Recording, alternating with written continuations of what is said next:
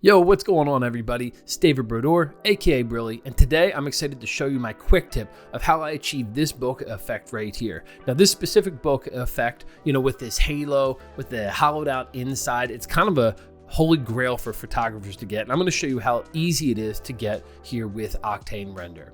So let's jump right inside of Cinema 4D and Octane Render here today.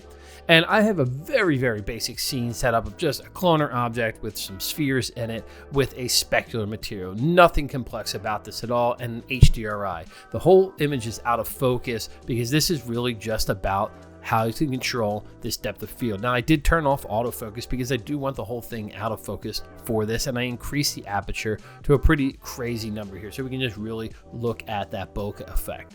Now instantly we get beautiful bokeh, right? And you can see here if I slide that down what this frame actually looks like behind it. A couple of the features that we want to look at are the aperture edge and the aperture roundness. That is pretty much all we're going to have to do to achieve that look that I just showed you. So we're going to increase the aperture edge. It has a max of 3, and now you can see instantly we have that kind of really cool halo look to it. And then the aperture roundness will now get us so we can see the blade count very clearly, because right now we're seeing very circular bokeh shapes, which is still super awesome, right? That's a dope look just by itself. But then you can play around with this a little bit more by turning this aperture roundness down. And now you can see that now we have a 6-sided shape.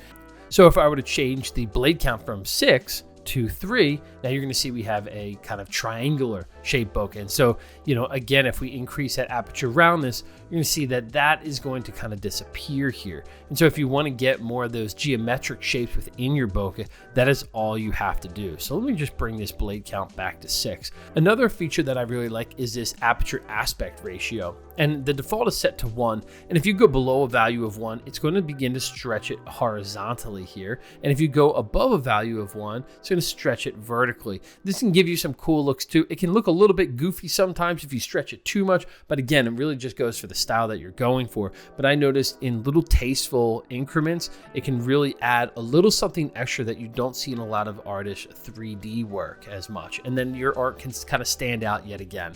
And that's it, everybody. Thanks for hanging out and watching today's quick tip on creating cooler bokeh effects inside of Octane Render.